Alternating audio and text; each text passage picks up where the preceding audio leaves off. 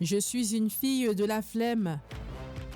Je suis une femme noire qui ne veut plus passer des heures à se faire des tresses, mais qui n'aime pas non plus les perruques collées. Ah oui, je vous vois déjà, vous allez dire, elle est difficile cette fille. Mais on me l'a déjà dit. Rase tes cheveux alors. Non, je ne veux pas. Ce que je veux, c'est simple. Entretenir mes cheveux naturels et porter une perruque sans col, sans alopécie, sans me détruire les tempes. Et si toi aussi qui m'entends, tu veux ça, reste avec moi.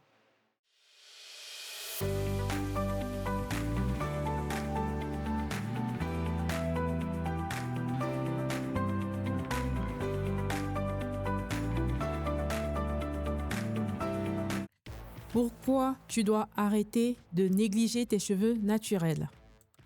Je vais être honnête avec toi.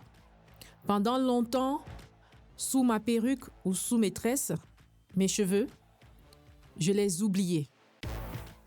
Je me disais, de toutes les façons, personne ne les voit. Grosse erreur. Quand tu négliges tes cheveux naturels, ils se cassent, ils s'affinent. Et là, tu tombes dans le piège de l'alopécie de traction.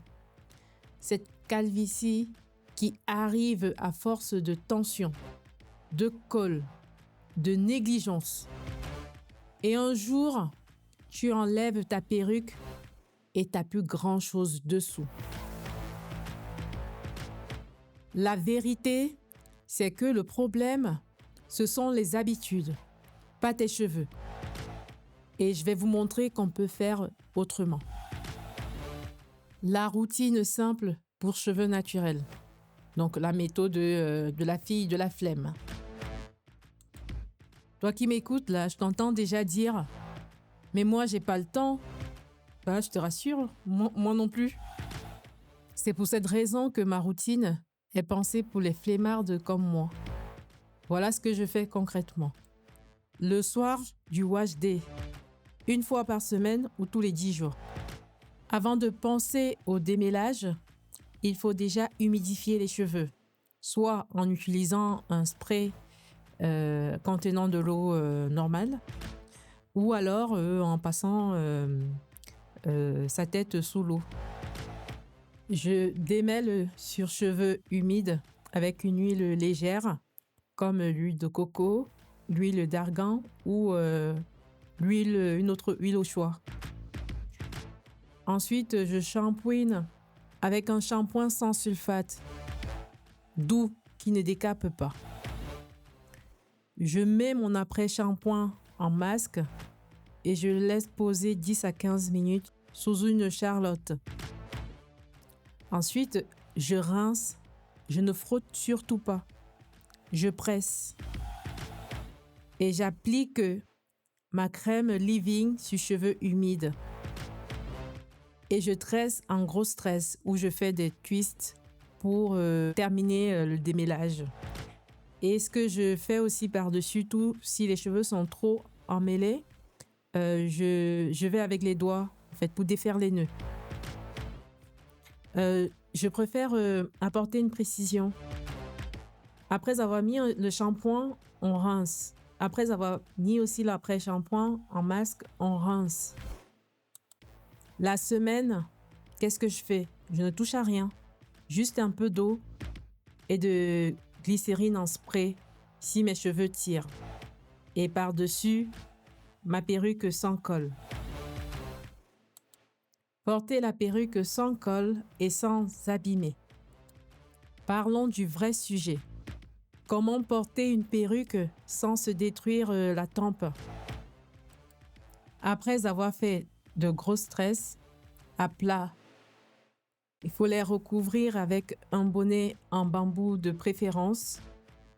Pour le sujet des bonnets, il y en a sous ma chaîne, pour celles que ça intéresse.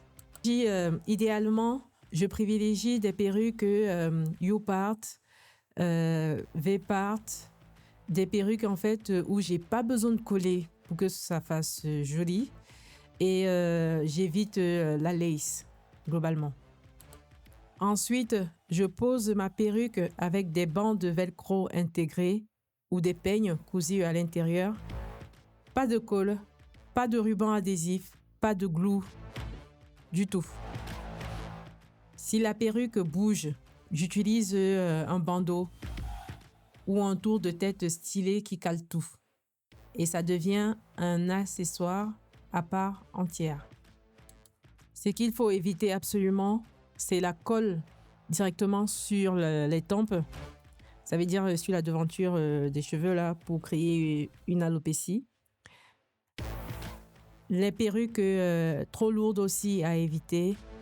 Et porter une perruque 24 heures sur 24 sans laisser respirer le cuir chevelu, les filles, c'est pas raisonnable. S'accepter, la vraie leçon. Et maintenant, je vais te dire quelque chose qu'on ne dit pas assez. Pendant des années, j'ai mis une perruque où je me suis tressée parce que je n'aimais pas mes cheveux naturels. Parce que je trouvais ça pas présentable, pas lisse, pas assez. Et aujourd'hui, j'ai compris avec beaucoup de recul que c'était ma façon de penser à l'époque, mais c'était une erreur. L'important pour moi à l'époque, c'était de les cacher sous une perruque et de ne plus les entretenir jusqu'à ce que j'enlève la perruque. À ce moment, je faisais des soins. Mais il faut savoir que porter une perruque et entretenir ses cheveux naturels, ça peut être possible. Ça va de pair. Et la vraie difficulté pour les cheveux afro, ce n'est même pas tant de les entretenir, mais c'est surtout de les démêler. À chaque fois que j'ai fait une coiffure et qu'à la fin j'ai défait les tresses, par exemple, le moment du démêlage a toujours été une véritable frustration, un moment de frustration. Ça a été toujours à ce moment me dire je vais me raser en fait. Mais si ça vous intéresse d'avoir plus d'informations sur le démêlage des cheveux afro à base de produits naturels, n'hésitez pas à me dire en commentaire et je ferai une vidéo dédiée. Et sur cette chaîne, c'est aussi pour ça, l'entraide. C'est pas pour te forcer à sortir ton afro si t'as pas envie, pas pour te culpabiliser, mais pour que tu comprennes que tes cheveux naturels, c'est une base, pas une honte. Tu as le droit de porter la perruque et d'aimer tes vrais cheveux. Les deux ne s'opposent pas. C'est ça, faire avec les atouts que la vie t'a donnés. Si tu t'es reconnu dans ce que j'ai dit aujourd'hui, like cette vidéo, ça m'aide vraiment. Et abonne-toi. À bientôt, mes Fine Beauty.